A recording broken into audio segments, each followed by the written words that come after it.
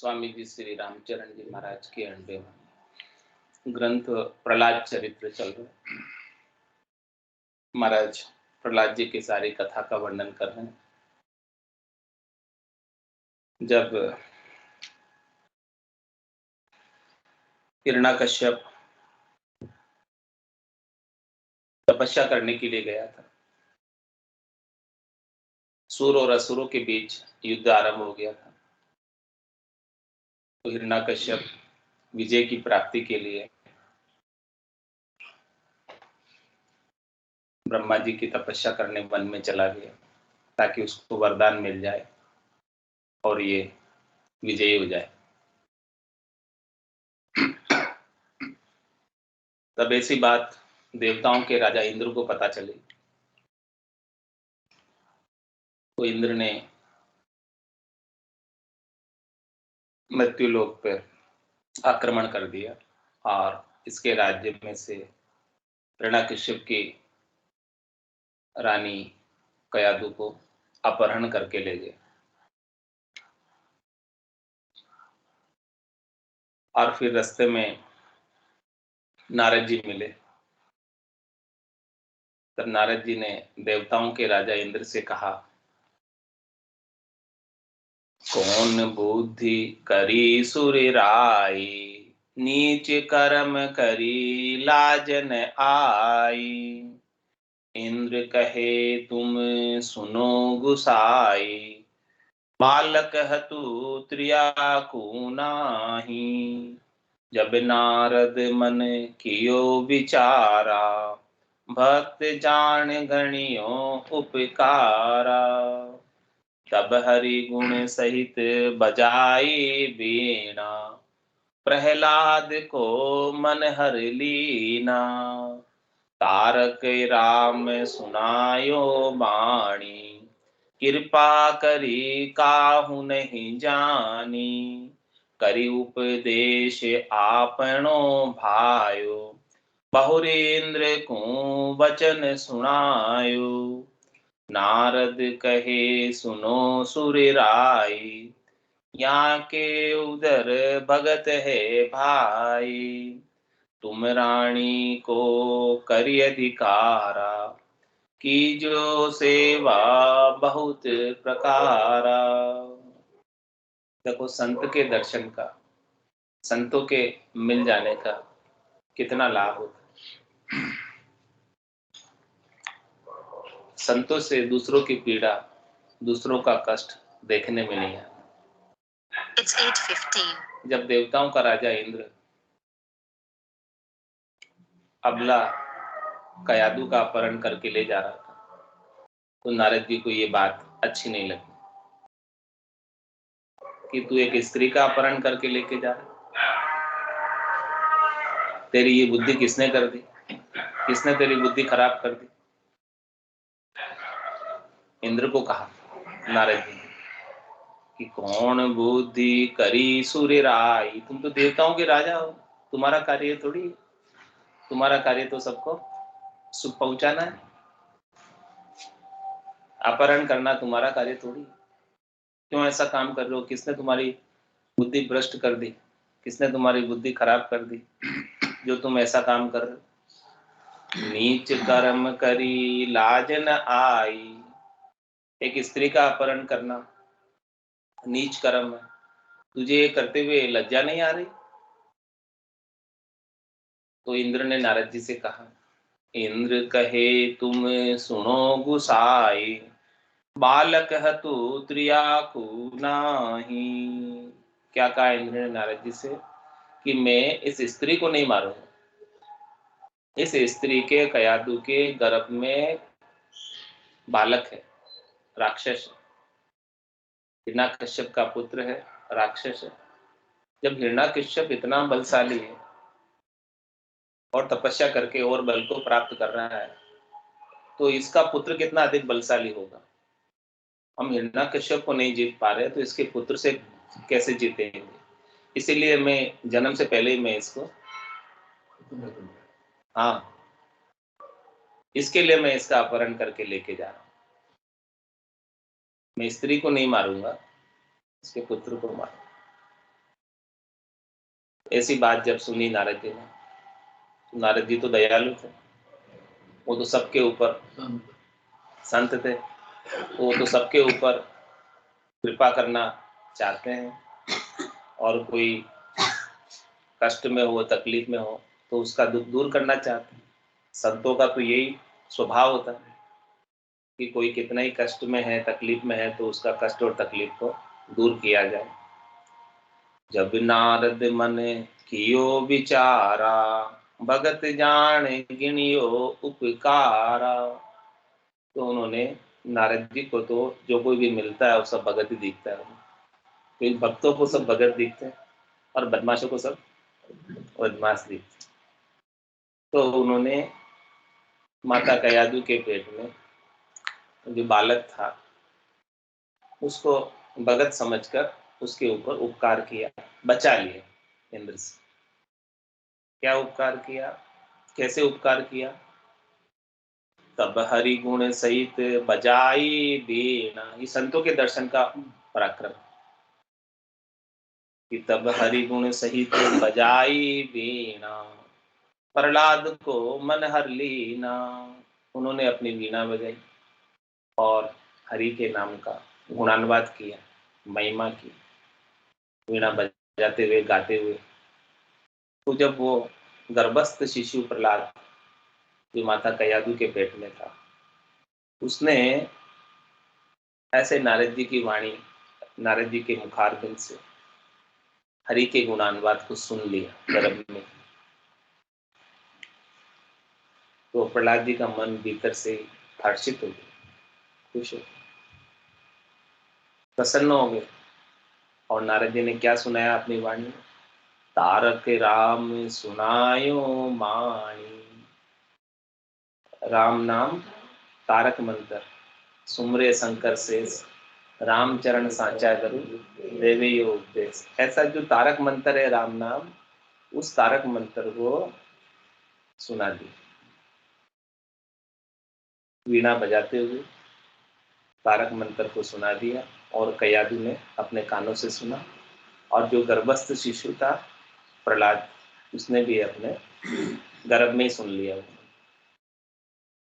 तो जब किसी को मंत्र मिल जाता है, गुरु दीक्षा हो जाती है, तो प्रहलाद जी को गर्भ में ही नारद जी के माध्यम से दीक्षा प्राप्त हो, राम नाम का मंत्र प्राप्त हो गया। और राम नाम का मंत्र प्राप्त होते ही वो भगत हो गए। संतों के दर्शन का पराक्रम है, संतों के मिलने का पराक्रम है कि संतों के मिलने से एक असुर कुल के अंदर उत्पन्न होने वाला बालक असुरी होता है, लेकिन संतों के दर्शन का पराक्रम ये हुआ, संतों के मिलने का पराक्रम ये हुआ कि वो असुर कुल में होते हुए भगत हो गया। किसका पराक्रम है? संतों। इसलिए संत सदगुरु केवल भगवंत मिलते हैं तो उनसे बड़ी हर्षिता के साथ, प्रेम के साथ, उनके आदर के साथ, सत्कार के साथ उनसे मिलना चाहिए, भाव के साथ मिलना चाहिए। क्या पता कभी न कभी हमारे ऊपर भी ऐसी कृपा कर दे, और कृपा करके हमारे अंदर भी ऐसी भक्ति जो प्रहलाद जी की घट में नारद जी ने जागृत की थी गर्भ में, वो हमारे अंदर भी जागृत हो जाए और ऐसा लाभ हमें भी मिल जाए। तो कृपा करी काहू नहीं जानी। नारद जी ने अपने मुखारबिंद से, अपनी वाणी से राम नाम का तारक मंत्र सुनाकर, वीणा बजाकर दीक्षा दे दी, ये कृपा कर दी। संतो कैया पत्नी आवे, वो संतो कैया पत्नी आवे, कृपा करे दया गुरुदेव जी, तब शिष्य का भ्रम करे। तो नारद जी गुरुदेव के रूप में प्रहलाद जी के ऊपर कृपा कर दी, दया कर दी। उनको राम नाम का जो तारक मंत्र है, सबसे श्रेष्ठ मंत्र है, वो मंत्र बख्शिश कर गर्भ में दे दी। तो ऐसी कृपा की और किसी को पता भी नहीं चला, और राक्षस कुल से उत्पन्न हुए बालक को भगत बना दिया, कन्वर्ट कर दिया, रूपांतरित कर दिया। नहीं तो राक्षस कुल में राक्षस ही उत्पन्न होते, भगत कहाँ उत्पन्न होते? तो संतों के दर्शन का पराक्रम हुआ कि वो भगत हो गए, भगत उपज गई उनके गट में। तो करी उपदेश आपनो भायो, उसे अपना भाया समझ कर, उन्होंने अपना स्वयं का समझ कर उनको उपदेश कर दिया राम नाम, ये अपना ही है। भक्तों को सब भगत नजर आते, तो उनको अपना मानकर ऐसा अमूलक वस्तु, अमूलक चीज जो राम नाम की है वो बख्शिश करे। सदगुरु बख्शे राम नाम, शिष्य धारे विश्वास, राम चरण निज दिन रटे तो निश्चय हुई प्रकाश। तो सदगुरु मिल गए नारद जी और उन्होंने ऐसा राम नाम बख्शिश कर दिया प्रहलाद जी। अब प्रहलाद जी तो वो राम नाम छोड़े नहीं, रात और दिन रटे, तो उनके तो घट में प्रकाश हो गया, ज्ञान आनंद आ गया उनको। नाम इतना मीठा लगने लगा उनको कि अब नाम के सिवाय दूसरी कोई चीज उन्हें दाई आती नहीं। तो करी उपदेश आपनो भायो, बहुरी इंद्र को वचन सुनायो। इस प्रकार से गुप्त रूप से राम नाम का मंत्र उनको बख्शिश कर दिया। और फिर इंद्र को क्या कहा, नारद कहे सुनो सुर राई, यहाँ के उधर भगत है भाई। क्या कहा, हे देवताओं के राजा इंद्र, ये जो आप माता कयादु के पेट में जिसको आप मारने जा रहे हो वो राक्षस नहीं है, वो तो भगत है। मैंने उसको भगत बना दिया। था राक्षस, राक्षस कुल में उत्पन्न होने वाला राक्षस ही होता है, लेकिन मैंने उसको राम नाम का मंत्र सुनाकर वहीं भगत बना दिया। बनाकर फिर कहा, यहाँ के उधर भगत भगत है भाई, इनके उधर में राक्षस नहीं है, तुम्हें डरने की जरूरत नहीं है, भगत है, काम कर दो। तुम रानी को करी अधिकारा, की जो सेवा बहुत प्रकारा।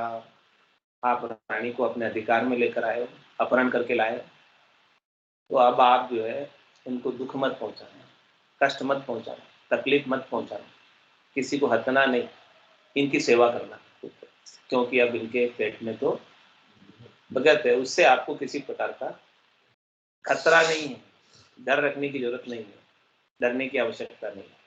वो राक्षस समझकर देवताओं का राजा इंद्र डर रहा था, उसको भी निर्भय कर दिया कि आप इनकी अब खूब सेवा करना। तो इस प्रकार की नारद जी की बात सुनकर देवताओं के राजा इंद्र ने कहा, तुम ये वचन कहे हरिदासा, पर मेरे नहीं आवत विश्वासा। इंद्र कहे ऐसो कहाँ भगत, दैत्य नकुल आयो अनुसतत। चार वर्ण में ठाहर नाही, क्यों हरि भगत असुर कुल जाई। ऐसी पूछ करी सुन राई, जब ही ऋषि कही सुन भाई। क्या कहा, जब ऐसी बात कही नारद जी ने देवताओं के राजा इंद्र को, इंद्र ने कहा कि आपने ये वचन कहे कि ये हरि का दास है, भगत है इनके पेट में, मुझे विश्वास नहीं होता आप जो कह रहे हो बात, मुझे भरोसा नहीं है कि ऐसा भगत कौन है जो दैत्य कुल के अंदर आया। दैत्य कुल में तो हमने दैत्य आते सुने, भगत तो आता कभी सुना नहीं हमने आज दिन तक। तो पहली बार सुन रहे हैं कि राक्षसों के कुल में कोई भगत हो रहा है, इसलिए मुझे विश्वास नहीं हो रहा है। और कह रहे हैं कि चार वर्ण में ठार नहीं। अरे भाई, चार वर्ण है, ब्राह्मण, क्षत्रिय, वैश्य और शूद्र, उसमें कोई जगह नहीं मिलेगा भगत को आने के लिए जो राक्षस कुल में जाके उत्पन्न हो रहा है। भगत उत्पन्न होता तो चार वर्ण में हो जाता, या वहां नहीं जगह थी क्या। चार वर्ण में ठाहर नाही, क्यों हरि भगत असुर कुल जाए। हरि का भगत असुर कुल में कैसे जन्म ले रहा है, मुझे तो विश्वास नहीं होता आप जो बात कह रहे हो। ऐसी पूछ करी सुर राय, ऐसी बात पूछी देवताओं के राजा इंद्र ने। तब ही ऋषि कही सुन भाई, तब नारद जी ने उत्तर दिया इस बात का, देवताओं के राजा इंद्र के प्रश्न का जवाब दिया। क्या जवाब दिया नारद जी ने?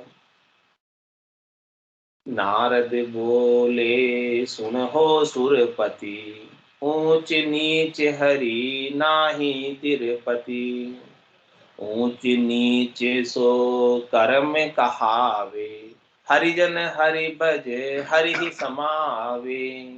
ऊंच नीच को जो विष देवे, दोनियों खाए मृत्यु ही लेवे। निजु नव का बैठे कोई, ऊंचरु नीच तिरे सो सोई। यूं हरि के कुल को कारण नाही, अंत्यज विप्र भजे तारण। यद्यपि ऊंच लघु तनहु नाही, पंच तत्व करी सबे बनाई। अजात शत्रु नाम प्रहलादु, नारायण को सेवक आदु। को चूक असुर ग्रह आयु, विधि न विधि संजोग बनायु। क्या कहा नारद जी ने? देवताओं के राजा इंद्र सुरपति का प्रश्न का जवाब बड़ा सुंदर दिया। कहा कि नारद बोले सुनो सुरपति, हे देवताओं के राजा इंद्र सुनो, ऊंच नीच हरि नाय तिरपति।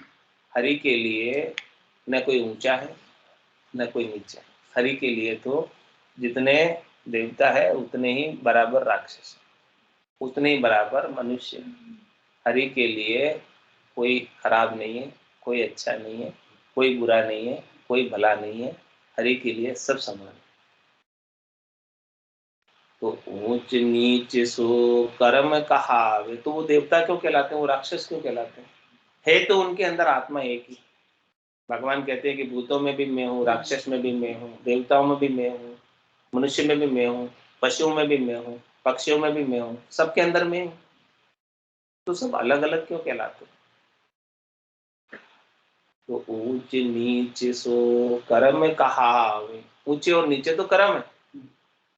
जो अच्छे कर्म करता है वो देवता हो जाता है, जो खोटे कर्म करता है वो राक्षस हो जाता है। ऐसे कर्मों के अनुसार होता है। और हरिजन हरि भजे हरि ही समावे, अच्छे कर्म करने वाला देवता बनेगा, खोटे कर्म करने वाला राक्षस बनेगा। और जो भक्ति करने वाला जन है, जो राम जी को भजेगा, वो राम जी में मिल जाएगा। न देवता बनेगा न राक्षस बनेगा, कुछ भी नहीं बनेगा। वो परम धाम में वासा। शुभ कर्म कर स्वर्गा जावे, अशुभ किया चौरासी। कह सुखराम भक्ति कर केवल, परम धाम जन जासी। तो वो परम धाम में चला जाएगा। जो हरि का जन है, जो हरि को भजेगा, वो परम धाम में जाएगा। शुभ कर्म करने वाला देवता योनि को प्राप्त करेगा, अशुभ कर्म करने वाला 84 लाख जीवाणु में जाएगा। उसमें रब सारी योनियां आ गई, राक्षस भी आ गए, सब आ गए। और महाराज दृष्टांत देकर समझा कि ऊंच नीच को जो विष देवे, दोनियों खाए मृत्यु ही लेवे। कि बताओ, विष का जो सेवन करेगा, चाहे वो ऊंचे कुल वाला हो चाहे नीचे कुल वाला हो, मरना ही पड़ेगा। क्या ऐसा तो नहीं कि ऊंचा कुल वाला है इसलिए विष खा लिया तो भी मृत्यु नहीं होगी? ऐसा तो नहीं। तो मृत्यु के लिए न ऊंचे कुल का कारण है न नीचे कुल का कारण है, इसलिए भगवान के लिए न ऊंचे कुल का कारण है न नीचे कुल का कारण है। जब विष के लिए ही नहीं है तो भगवान के लिए क्यों होगा? और दूसरा दृष्टांत देकर समझा रहा है, उन्हीं जो नव का बैठे कोई, ऊंचरु नीच तिरे सो सोई। और कोई नौका में बैठ जाए, जहाज में बैठ जाए, अब चाहे वो ऊंचा हो चाहे नीचे, ऊंची जाति वाला हो चाहे नीची जाति वाला हो, चाहे वो करोड़पति अरबपति हो चाहे वो रंक हो गरीब हो, कोई भी बैठ जाएगा नौका में तो तिर जाएगा। इसी प्रकार से जो राम नाम की नौका में बैठ गया, जो राम नाम का सुमरन कर रहा है, वो भवसागर तिर जाएगा। तो सामान्य नौका में बैठने से ही समुद्र पार हो जाता है, नदी पार हो जाती है, तालाब पार हो जाता है। तो राम नाम की नौका तो बहुत बड़ी है, इसमें कोई बैठेगा तो भवसागर पार हो जाए, चाहे वो ऊंचा बैठे चाहे नीचे बैठे, लेकिन बैठना है। जो बैठ गया सो पार, जो नहीं बैठा वो बैठे रह जाएगा, इधर ही संसार है।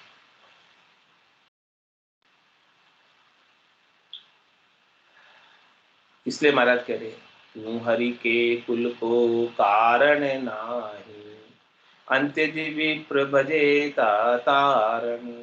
इसलिए हरि के लिए ऊंचे कुल का या नीचे कुल का कोई कारण नहीं है, चाहे वो अंत्यज है यानी बिल्कुल नीची जाति का है, चाहे वो विप्र है नहीं ब्राह्मण, जो बजेगा वो तिर जाएगा। यद्यपि ऊंची लघु तनहु नाय, और क्या कह रहे हैं, तन भी ऊंचा और नीचा नहीं होता। क्यों? इसका क्या कारण है? ब्राह्मण का शरीर भी 5 तत्वों का बना हुआ है और शूद्र का शरीर भी 5 तत्वों का ही बना हुआ है। क्षितिजल पावक गगन समीरा, पंच रचित ये अधम शरीर, सबका 5 तत्वों से रचा हुआ शरीर है। चाहे ऊंची जाति वाले का है चाहे नीची जाति वाले का, वो भी बराबर है। तब कारण क्या है? फिर ऊंचा क्यों कहलाता है, नीचा क्यों कहलाता है? कर्मों के अनुसार। शरीर तो सबको एक जैसा मिला, लेकिन वो इस शरीर से क्या कर्म करता है, जैसा जैसा कर्म करता है उसके अनुसार उसकी जाति पर, जैसा जैसा वो व्यवहार करता है। जैसे राजा के भंडार में कोई रहता है तो क्या कहलाने लग जाता है, भंडारी। और कोई कुठार में रहता है तो कोठारी। ऐसे ही होता है ना, सब जाति पड़ जाती, जैसा ऐसा काम करता है, जैसा काम करता है वो ऐसा बाजने लग जाता है। बाकी तो सबका शरीर तो 5 तत्वों का ही है। अजात शत्रु नाम पहलादु, नारायण को सेवक आदु। जो इनके गर्भ में बालक है उनका नाम प्रहलाद है, और वो अनादिकाल से नारायण का सेवक है, यानी भगवान का सेवक, भगवान का भगत है। तो ये फिर राक्षस कुल में क्यों आ गया, क्या कारण? इसको जन्म राक्षस कुल में क्यों लेना पड़ा भगत होते हुए? इसका भी कारण बता रहे कि को चूक असुर ग्रह आए, इनसे कोई चूक हो गई, इनसे कोई गलती हो गई, कोई पाप हो गया, कोई ऐसा कर्म हो गया जिसकी वजह से उनको असुर के घर में जन्म लेना पड़ा। तो विधि ना विधि संजोग बनाए, तो विधि का विधान, विधि का संयोग, जो जो जैसा जैसा कर्म करता है उसके अनुसार वापस उसको शरीर करके आना पड़ता है। तो ऐसा विधि का कोई संयोग था, ऐसा कोई प्रारब्ध था जिसकी वजह से इनको यहाँ जन्म लेना पड़ा। बाकी ये भगत ही है, और इनको मैंने और राम नाम का तारक मंत्र देकर पक्का भगत बना दिया। पहले कोई कमी होगी तो भी मैंने दूर कर दिया। तो ब्राह्मण अंत्यज एक रस, कनक भिन्न नहीं होय, जन गोपाल जगदीश के यूं कुल कारण नहीं कोई। क्या करें, ब्राह्मण हो चाहे शूद्र हो, अंत्यज हो, सब एक जैसे हैं। कनक भिन्न नहीं, कनक यानी सोना। आभूषण के नाम अलग अलग होते हैं, सोने से बने हुए आभूषण अलग अलग नाम के कहलाते हैं, लेकिन उनमें सोना तो एक ही है, सोना तो अलग नहीं है, नाम भले अलग। इसी प्रकार से ऊंची जाति वालों की जाति अलग बाजती है, नाम अलग बाजते हैं, नीची जाति वालों के नाम अलग बाजते हैं, जाति अलग बाजती है। उनके ऊपर वालों के काम अलग है, नीचे वालों का काम अलग है। इसी प्रकार से आभूषण के भी अलग अलग उपयोग है, कोई कहाँ पहनने में काम आता है, कोई कहाँ पहनने में काम आता है, लेकिन उस सब में सोना तो वही। इसी प्रकार से कोई भी जाति का हो, कोई भी वर्ण का हो, कोई भी आश्रम का हो, उनके अंदर आत्मा तो एक ही, जो परमात्मा का अंश, और सबका 5 तत्वों का शरीर, सबका 3 गुणों का समावेश है सब में। तो ब्राह्मण अंत्यज एक रस, कनक भिन्न नहीं होय, जन गोपाल जगदीश के यूं कुल कारण नहीं को। इसलिए भगवान के लिए, जगदीश के लिए कुल का कोई कारण नहीं, उसके लिए सब कुल वाले समान, सब जाति वाले समान है, सब वर्ण वाले समान है, सब आश्रम वाले समान है। जो कोई भी उनको भजेगा वो उनको प्राप्त होगा। तो अब साध के लक्षण बता रहे हैं कि जो साधना करने वाले जन होते हैं भक्ति करने वाले जन होते हैं उनके क्या लक्षण है, कैसे पहचाने कि ये साधु है। उन लक्षणों का महाराज वर्णन करके बता रहे हैं। शांत शील कृपाल अद्रोही, ज्ञान विज्ञान विदेह विमोही, सारा सारम विवेक विचारे, शत्रु मित्र सम दृष्टि सारे, गौ ब्राह्मण संतन सुखदाई, परमात्म आत्मा समाई, पर दुखे दुखी सुखी सुखे पावे, ताहि ते हरि भगत कहावे, बहुत भांति करी कीजो सेवा, तुमको रक्षक हुए है देवा, तब नमस्कार पर दक्षिणा दीनी, जब ही इंदर विनती कीनी। साध के लक्षण बताए महाराज ने कि देखो साधना करने वाले, भक्ति करने वाले जन, भगत जन कैसे होते हैं, उनका स्वभाव कैसा होता है। भक्तों का स्वभाव शांत होता है, शील व्रत को धारण किए हुए रहते हैं, कृपालु होते हैं, सबके ऊपर विनय कारण कृपा करते हैं, और अद्रोही होते हैं, किसी के साथ द्रोह नहीं करते, किसी के साथ द्वेष नहीं करते, किसी के साथ विद्रोह नहीं करते हैं, और ज्ञान विज्ञान विधेय विमोही, ज्ञान उनके गट के भीतर भरपूर होता है, ज्ञान से विज्ञान को प्राप्त हो जाते हैं। विज्ञान यानी ऑटोमेटिक गेबा, उनके गट के भीतर आनंद, गटपटों का ज्ञान, गटपटों का आनंद ऑटोमेटिक गेबाव रूप से बराबर बना रहता है। ज्ञान विज्ञान विदेह विमोही, और विदेही होते, विदेही का मतलब उनका देहाध्यास छूट जाता है, शरीर और शरीर से संबद्ध संसार के सुखों की चाहना नहीं रखते, उनको कोई इच्छा नहीं होती, अप्राप्त की इच्छा नहीं करते हैं, प्राप्त का तिरस्कार नहीं करते, सहज वृत्ति में रहते हैं, सहज सहज अपना जीवन व्यतीत करते हैं। जाई विधि राखे राम, ताई विधि रही, विधि का विधान मान, हानि लाभ से ही, राम राम राम राम राम राम। इस प्रकार से साधना करने वाले, भक्ति करने वाले जनों का महाराज लक्षण बता रहे हैं कि ऐसे लक्षण होते हैं, वो राम जी की रजा में हमेशा राजी ही रहते हैं। जैसा विधान राम जी ने उनके लिए रचा है, वो राम जी के हर एक विधान से खुश रहते हैं, प्रसन्न रहते हैं, किसी में भी उनको कोई शिकायत नहीं होती है, शिकवा नहीं होता है, गिला नहीं होता है कि राम जी आपने ऐसा क्यों कर दिया मेरे साथ। उनकी हर रजा उनके लिए, उनकी जो हर इच्छा राम जी की, उसमें राजी है, जैसा भी वो कर रहे हैं मेरे लिए अच्छा ही कर रहे हैं। कोई वो राम जी मेरे साथ कभी कोई बुरा न तो किया है, न कर रहे हैं और न कर सकते। इस प्रकार के भाव से संतोष धारण करके रहते। भगत का स्वभाव बता दें कि भगत का ऐसा स्वभाव होता है जो पूर्ण शरणागत हो गया है, पूर्ण समर्पण के भाव से जो राम जी को समर्पित है, वो कहता है कि भावे कार मार मोह दीजिए, शरण आपके वैसु, राम तेरी दाय पड़े सो कीजिए, भावे मोख मुगत में भेजो, भावे दो जग दीजिए, माने तो हरि भक्ति जो करनी, भजन अखंडित तेरो, मोख हसियासु बिड़त बदे तो काई बिगड़ सी मेरो, राम तेरी दाय पड़े सो कीजिए। हे राम जी, जैसे आपको अच्छा लगे ऐसा करो, मेरे को कोई शिकायत नहीं है। आपको मोक्ष में भेजना मोक्ष में भेजना, जहां आपको भेजना है, नरक में भेजना नरक में भेजना, जहां भेजना है वहां भेजना, मुझे कोई परवाह नहीं। बस मुझे तो आपके नाम का सुमरन करना है, माने तो हरि भक्ति जो करनी, भजन अखंडित। हम तो आपका अखंडित रूप से भजन करना चाहते हैं, हमें और कुछ चाहना है ही नहीं, हमें और कुछ चाहिए नहीं, हमें कोई चीज नहीं चाहिए, बस केवल और केवल हमें तो आपका नाम का सुमरन चाहिए, आपका सानिध्य चाहिए, आपकी कृपा चाहिए, वो मिल जाए। बाकी तो मेरे को कोई कष्ट भी आपको देना है तो दे दो, कोई बात नहीं, मैं तैयार हूँ कष्ट भी सहने के लिए। ऐसी बात महाराज भगत की बता रहे हैं कि ज्ञान विज्ञान विदेह विमोही, और विमोही रहते हैं, किसी के साथ वो मोह नहीं करते, क्योंकि उन्हें सुख प्राप्ति की कोई इच्छा ही नहीं है। जिन्हें सुख प्राप्ति की इच्छा हो तो सुख पहुंचाने वालों के प्रति मोह कर लेते हैं, ये मुझे सुख पहुंचाता है, मैं इसके साथ राग कर लेते हैं, मोह कर लेते हैं, आसक्त हो जाते हैं। तो साधना करने वाले, भक्ति करने वाले भगत जन विमोही रहते हैं, मोह से रहित रहते हैं, मोह नहीं करते, आसक्त नहीं होते। तो क्या करते थे? सारा सारम विवेक विचार।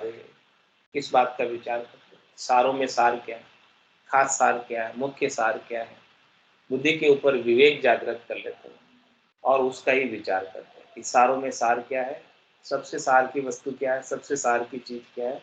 राम जी का नाम, वही सबसे सार की चीज, बाकी सब असार है।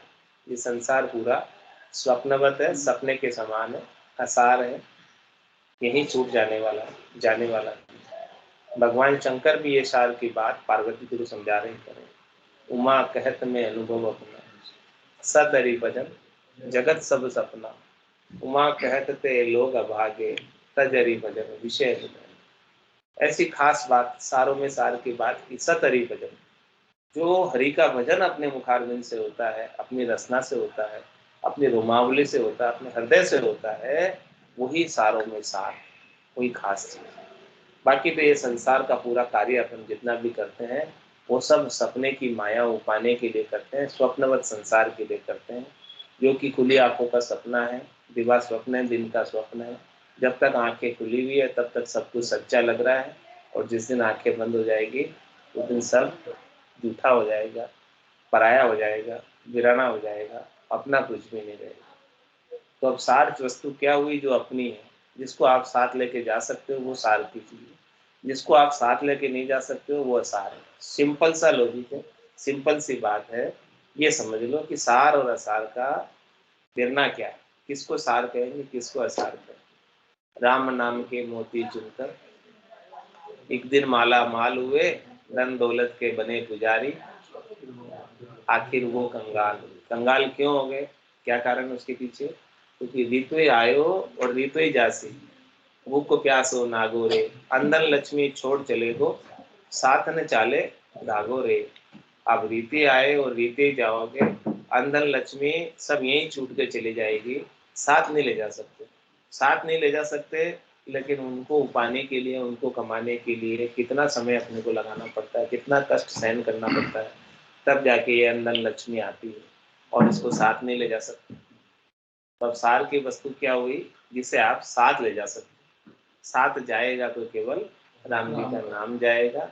ये कमाई कर ले, नेक कमाई कर ले बंदे, पता नहीं जिंदगानी का। ये नेक कमाई है जो साथ चलती है, ऐसी कमाई कर लो, नहीं तो ये जिंदगी का पता नहीं है कब पूरी हो जाए, कब समय पूरा हो जाए, इसका नहीं पता। तो ये समय पूरा हो, आयु अवधि पूरी हो, इससे पहले ये सार वस्तु प्राप्त करें, क्योंकि जब सांसें पूरी हो जाएगी तब ये सार वस्तु प्राप्त करने का समय नहीं बचेगा। अभी तो समय मिला हुआ है, परमात्मा ने थोड़ी कृपा की हुई है कि आज बच गए अपन, कल का दिन उग जाए तो भी परमात्मा की कृपा है। तो इस प्रकार से परमात्मा को धन्यवाद ज्ञापित करते हुए रोज सार वस्तु का विचार करें। वही भगत है, वही साध है जो राम जी के नाम का सुमरन हमेश निष्पत करे और इसी का संचय करे। यही अमोलक धन है, इस अमोलक धन का संचय करें। तो सारा सारम विवेक विचार, ऐसा बुद्धि के ऊपर विवेक जागृत कर ले कि संसार की जो महत्व बुद्धि है वो हटा दे और भजन की महत्व बुद्धि को बढ़ा ले। शत्रु मित्र सम दृष्टि सारे, उनके लिए शत्रु भी कोई शत्रु नहीं है और मित्र भी कोई मित्र नहीं है, दोनों समान है। वही तो अजात शत्रु है जिनके लिए शत्रु और मित्र समान है। तो दोनों को समदृष्टि से देखते हैं। शत्रु और मित्र किसके होते हैं? संसार की वस्तुओं के होते हैं। बाकी तो सब में आत्मा एक है, परमात्मा का अंश है। कौन किसका शत्रु है, कौन किसका मित्र है? कोई भी तो नहीं। शत्रु और मित्रता किसके लिए होती है? संसार की माया के लिए। जितनी भी शत्रुता होती है वो सब माया के लिए, वो साथ जाती है। जितनी भी लड़ाई होती है, झगड़े होते हैं, किसके लिए होते हैं? माया के लिए। स्वार्थ के लिए, माया के लिए होता है। तो महाराज फरमा रहे हैं कि ये सब चीजें तो गौण है, प्राथमिक तो नहीं है, यही रह जाने वाली, यही छूट जाने वाली है। कितनी भी लड़ाई कर लो, कितना भी राज्य जीत लो, कितना भी विस्तार कर लो, लेकिन अंत तो गत्वा तो छोड़ के जाने को। सिकंदर विश्व विजयी हो गया था, उसके खजाने की चाबियां 60 ऊँटों पर चलती थी। खजाना नहीं, खजाने की चाबियां। तो खजाना कितना होगा?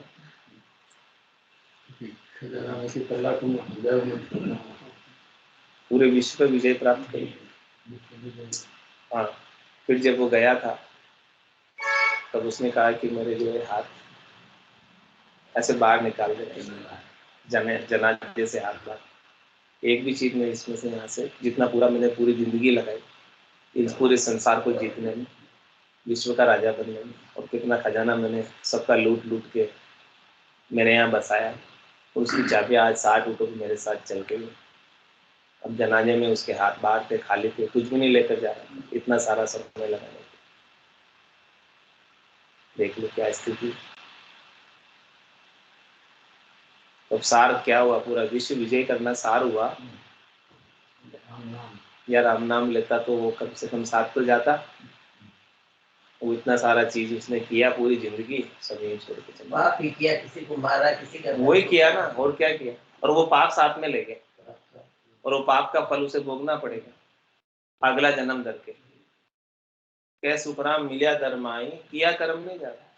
भले वो उसको धरती में गाड़ दिया गया, जनाजे के साथ में उसे दफना दिया गया, वो धरती में मिला दिया उसको, फिर भी उसने जो कर्म किए थे, सबको, कितने को मारा होगा, कितने को क्या किया होगा, तब जाके इतना खजाना, इतना विश्व विजय हुआ। ऐसे तो नहीं मिल जाती विजय। उन सब का पाप वो उसके साथ गया, और जो खजाना कमाया था वो यही छूट गया, वो दूसरों के लिए छूट गया। बोलो कौन समझदार हो? पाप की गठरी खुद ले गया आगे दुख भोगने के लिए, और वो जो खजाना है दूसरों के लिए छोड़ गया। दुख तो उसको ही भोगना पड़ेगा, दूसरा तो नहीं भोगेगा। खजाने को भोगने वाला तो दुख नहीं भोगेगा। सही स्थिति तो ये है कि वो भी जो उसका जो सही सुख नहीं भोग पाया, क्योंकि वो तो लड़ने में लगा रहा, लड़ने में लगा पूरी जिंदगी जो है लड़ने में लगा बस। वो जो धन कमाया उसने उसका सही सुख तो वो भी नहीं भोग पाया, क्योंकि वो तो युद्ध के मैदान में रहा। और अंत में चला गया सब यहीं छोड़कर, क्या लाभ हुआ? और पाप की गठरी और ले गया साथ में। खुद भोगले हुए तो चलो बैठे मकान बढ़िया बना लियो, तो इसीलिए महाराज समझ कि आप तो सार पर विचार करो कि सार क्या है। सत्संग का भी प्रभाव पड़ता है। राजा थे, मंत्रियों की जो है मतलब सलाह से जो है चलते, उनने कहा साहब विश्व विजयी होना है। ये भी अंतर पड़ जाता है कि जैसे कि व्यक्ति के पास में, हम अच्छे व्यक्ति के पास सत्संग में रहेंगे तो अच्छाई को सीखेंगे, और बुरे के साथ में रहेंगे तो उस बुराई को हम भी ग्रहण करेंगे। इसीलिए महाराज हमारे सत्संग में रोज आओ और अच्छी बात सीखो, तो सार की बात आपको मिलेगी यहाँ पर। तो सारा सारम विवेक विचार, तो सार में सार की बात, बुद्धि के ऊपर विवेक जागृत हो जाएगा, समझ आ जाएगी अपने को क्या करना है। सबका महाराज दृष्टांत देकर समझा रहे अपने को तो समझना है बस, सीधा सीधा। और जब कोई बात दृष्टांत देकर समझाते हैं तो अपने को जल्दी समझ में आ जाती है, नहीं तो समझ में नहीं आती। उदाहरण के द्वारा समझाते हैं। उदाहरण किस लिए देते हैं? कि समझ में आ जाएगा कि अपन क्या कर रहे हैं और क्या करना चाहिए था, क्यों कर रहे हैं, किस लिए कर रहे हैं, वो सब बातें हैं अपने विचार आएगा। अर्थ की जगह पे कहानी जल्दी समझ में आ जाती है, तो वो दृष्टांत जो है जल्दी समझ में आ जाता है। इसीलिए तो सारे दृष्टांत देकर महाराज समझा रहे। यदि आज जो सिर्फ हम उसका अर्थ यदि अकेला करते रहे तो शायद है कि याद ना रहे, परंतु कहानी के रूप में जो दृष्टांत दे रहे हैं तो वो कहानी जो याद जरूर हर व्यक्ति को रह जाएगी। तो इसलिए अपने को सारा सार पर विवेक पर विचार करना है, बुद्धि के ऊपर विवेक जागृत करना है, समझ विकसित करनी है कि अपने को करना क्या है। तो सारा सारम विवेक विचारे, शत्रु मित्र सम दृष्टि सारे, गौ ब्राह्मण संतन सुखदाई, परमात्म आत्मा समाई। संत क्या करते हैं? साधना करने वाले, भक्ति करने वाले जन सबको सुख होता है। खुद कष्ट सहन कर लेंगे लेकिन किसी को दुखी नहीं करते। गायों को, ब्राह्मणों को, सबके लिए वो हितैषी, सबका भला करने वाले, सबका उपकार करने वाले, और उनकी आत्मा परमात्मा में समाई रहती है। हाँ, उनको अपना कोई सुख नहीं चाहिए, वो तो उनका आसन हमारा गिगन मंडल में, रहूं जगत के माए, मेरे को मेरा जन जाने, ओरा तू कमना। संतों की आत्मा हमेशा परमात्मा में लगी रहती है, संसार में लगती ही नहीं। चाहिए नहीं उनको संसार के सुख, क्यों लगेगी संसार में। और क्या होते? पर दुख दुखी सुखी सुख पावे। कोई दूसरा दुखी है तो दुखी को देखकर संत दुखी हो जाते हैं, और दूसरा कोई सुखी है तो सुखी को देखकर संत सुखी हो जाते हैं। और अपन क्या होते हैं? विपरीत है। कोई दुखी देखते हैं तो अपन को मजा आता है, और कोई सुखी देखते हैं तो उससे जलने लग जाते हैं कि इसके पास इतना सुख क्यों है। ऐसा होता है। तो वो संतों के लक्षण नहीं है, वो अपने जैसे कर्मी जीवों के लक्षण। संतों के लक्षण तो ये है, कोई दूसरा दुखी है तो वो दुखी है, और दूसरा सुखी है तो वो भी सुखी होंगे कि हाँ हमारे भगत सुखी है तो हम भी सुखी। अच्छा, तो पर दुख दुखी सुखी सुख पावे, ताही ते हरि भगत कहावे। इसीलिए तो वो हरि के भगत कहलाते हैं, इसीलिए तो संत कहलाते हैं, इसीलिए साधना करने वाले जन कहलाते हैं। तो बहुत भांति करी की जो सेवा, किनको कह रहे नारद जी? देवताओं के राजा इंद्र सुरपति, कि इनके अंदर भगत है, इनके पेट में। आप अपहरण करके तो लाए राक्षस पुत्र समझकर, लेकिन नहीं है वो भगत है, इसलिए आप इनकी बहुत प्रकार से सेवा करना। तुमको रक्षक हुए है देवा, हे देवता आप तो रक्षक हो, सबकी रक्षा करने वाले हो, आप तो सबको सुख पहुंचाने वाले हो, किसी को मारने वाले थोड़ी हो आप। इसलिए आप तो इनकी रक्षा करना, इनको बचाना पग पग पर। इनके ऊपर कोई तकलीफ आवे, कष्ट आवे तो आप रक्षा के लिए तत्पर रहना। भक्तों की रक्षा देवता भी करते हैं। सुर जाने लो, सुर जाने लो, जन को बहुत बखाने रे लो। और जहां जहां हरिजन पांव धरत है, तहां तहां रक्षा ठाणे रे लो। जहां जहां जाते हैं हरि के जन, वहां देवता ही तो रक्षा करते हैं, देवता उनकी रक्षा में हाजिर रहते हैं, खड़े रहते। जैसे केवली भगवंत जहां जहां जाते तो उनके भैरू जी वो खड़े रहते थे रक्षा में। नाकोड़ा भैरू जी वो रक्षा के लिए, वो देवता है, और वो रक्षा के लिए पार्श्वनाथ भगवान की रक्षा के लिए। तो देवता का कार्य क्या है? रक्षा करने का होता है। हाँ, वे सब रक्षा करती है। लक्ष्मी सरस्वती सब व्यवस्था करनी। ये सब देवता उनके सेवा में, उनकी सेवा में हाजिर रहते हैं ऐसे संतों की। वो कहते हैं कि ऐसे संतों की सेवा का हमें कभी अवसर मिल जाए तो हमारा वो भाग्य। देवता कहते हैं कि ऐसी संतों की सेवा करने को हमको मिल जाए तो हमारा भाग्य अच्छा है। ये सब रक्षा करने का कार्य करते हैं। तो तुमको रक्षक हुए है देवा, आपको तो रक्षक की पदवी है। ऐसी बात नारद जी ने देवताओं के राजा इंद्र को समझाई।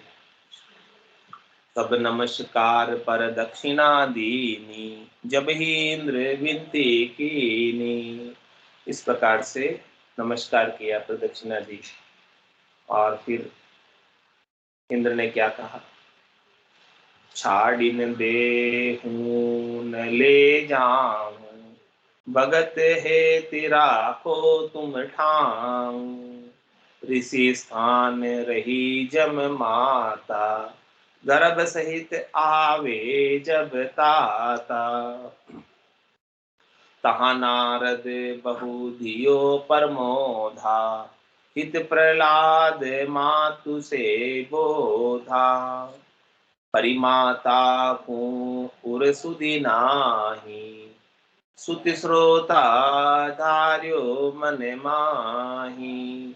बहुत भांति सींचत कुमलाई, परग्रह जन्म लाजियूं आई, कौन दई संजोग बनायो, मेरो पाप प्रकट हुए आयु। क्या कहा कि छाड़ छाड़ न देहूं नहीं ले जाऊं, अब मैं क्या करूं, इसे छोड़ देता हूं। आपने इतनी बात समझा दी मुझे, मेरी समझ में आ गई। किसने कहा? देवताओं के राजा इंद्र, जो अपहरण करके लाया था कयाधु प्रहलाद को मारने के लिए। वो बोले मैं छोड़ देता हूँ, नहीं ले जाता हूँ। आपने कह दिया इतनी बात, तो ठीक है। और अब क्या करो? भगत हेति राखो तुम ठाओ। अब आप कह रहे हो कि इनके पेट में भगत है, तो अब आपके आश्रम में रखो। तो फिर ऋषि स्थान रही जम माता, जम यानी राक्षस, राक्षस कुल की माता कयाधु, उसी ऋषि के आश्रम में, नारद जी के आश्रम में रही। और गर्भ सहित आवे जब ताता, जब उनके पेट में प्रहलाद जी थे, तब तहा नारद बहु दियो परमोधा। तब फिर नारद जी ने रोज सत्संग सुनाया। उनके पेट में बालक था और उनको रोज सत्संग श्रवण कराया। इसलिए गर्भवती माताओं को भी रोज सत्संग सुनना चाहिए, तो उनके पेट में ही अच्छे संस्कार पड़ जाते, जैसे प्रहलाद जी में पड़ गए। तो रोज सत्संग उन्होंने वहाँ सुनाया।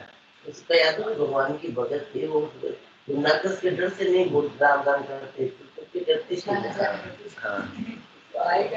तो तहा नारद बहु दियो परमोदा, हित प्रहलाद मातु से बोधा। प्रहलाद के हित के लिए, प्रहलाद के कल्याण के लिए, प्रहलाद को ज्ञान देने के लिए माता को सुनाया, बोध कराया माता को। लेकिन परिमाता पुरसुदि नाही, सुति श्रोता धार्यो मन माही। तो माता को तो इतनी समझ नहीं बैठी, प्रहलाद जी ने धारण कर लिया वो ज्ञान जो नारद जी ने सुनाया। वो माता को तो इतना समझ में नहीं आया, लेकिन प्रहलाद जी को, मतलब जो बालक होते हैं वो फटाफट कैच कर लेते हैं। नहीं होते क्या बालक की, कोई बालक को कोई चीज आप करो, समझाओ, तुरंत समझ लेते हैं, तुरंत वैसा का वैसा करने लग जाते हैं। हाँ, और जो पाके हांडे हो जाते हैं अपने जैसे, उनको फिर गार नहीं लगती, उनको समझ धीरे धीरे आती, कम आती, जल्दी नहीं आती। जैसे मोबाइल चला, हाँ, छोटे छोटे बच्चों को तो हाँ, अपने को कहाँ आती है, अपने को समझ नहीं आती है, और छोटे छोटे बच्चों को फटाफट समझ में आ जाता है। हाँ, वो फटाफट कर लेते हैं। तो नारद जी ने जो बात सुनाई, वो बच्चे के तो समझ में आ गई बहुत अच्छे से, लेकिन माता को इतनी समझ नहीं आई जितनी बच्चे को आई। आई तो है, लेकिन थोड़ी आई, बच्चे को ज्यादा आ गई। बच्चे में दृढ़ता ज्यादा हो गई, माता में इतनी नहीं है। माता डरती थी ना, माता नाम तो लेती थी लेकिन डर के लेती थी, और प्रहलाद जी डरते नहीं थे। तो कितना अंतर था, प्रहलाद जी निर्भय हो गए थे, राम जी का नाम का सुनकर निर्भय हो गए थे, तो वो डरते बिल्कुल नहीं थे। कोई कुछ नहीं बिगाड़ सकता जब राम जी रक्षक हैं। जाखो राके साइया, मार सके नहीं कोई, बालन बाका कर सके, जो जग मेरी हो। ऐसी दृढ़ता आ गई। और माता तो चुप के लेती थी, तो माता को समझ कम आई, थोड़ी बात सत्संग की बात थोड़ी कम समझ आई, इसलिए चुप के लेते थे। लेकिन प्रहलाद जी को पक्की समझ आ गई, तो डरी हुई थी, डरी हुई थी। हाँ, कोई भी व्यक्ति डरा हुआ होगा तो उसको जो एकदम समझ में नहीं आ पाएगा, जो डरता होगा उसको जल्दी समझ में नहीं आएगा। हाँ। तो क्या बात बता रहे थे सुरपति? परिमाता को पुरसुदि नाही, सुति श्रोता धार्यो मन माही। उसने हृदय में धारण कर लिया प्रहलाद ने। तो बहुत भांति सींचत कुमलाई, नारद जी ने बहुत प्रकार से ज्ञान दिए, फिर भी माता तो कुमलाई हुई रहती थी वहां पे। क्यों रहती थी कुमलाई हुई? कि परग्रह जन्म लाज यूं आई, पुन दई संजोग बनायो, मेरो पाप प्रकट हुए आयो। विधाता ने क्या संयोग बनाया क्या कोई मेरा पाप कर्म उदय हुआ जिसकी वजह से मैं अपने पुत्र को हमारे घर में जन्म नहीं देके दूसरों के घर में जन्म दूंगी? इसलिए वो कुमलाई रहती थी। तो फिर बाद में आगे नारद जी उनको पोषित करेंगे। आज की सत्संग चर्चा का समय यही पूर्ण होता है, बाकी कथा कल आएगी। तो कल अपने को श्रवण करने का लाभ मिलेगा। नारद जी बात बताएंगे, समझाएंगे माता कयादु को और प्रहलाद जी को, और आगे की बात कल करेंगे। आज की सत्संग चर्चा का समय पूर्ण होता है। वाणी को विराम देते हुए बोलो राम सद्गुरुदेव जी महाराज परम दयाल सद्गुरु सुखराम जी महाराज स्वामी जी श्री रामचरण जी महाराज अनंत श्री स्वामी जी श्री रामचरण जी महाराज के ज्ञान सत्स्वरूप भगवान केवली भगवंता जीवा तारण राज मोक्ष के मालिका अनंत कोटि संतान राम सभा में राम सभा ने राम माता को पति का भी तो डर था। हाँ। रहने के सिवाय घर में पर घर में रहेगी, घर को सुधार करेगा नहीं करेगा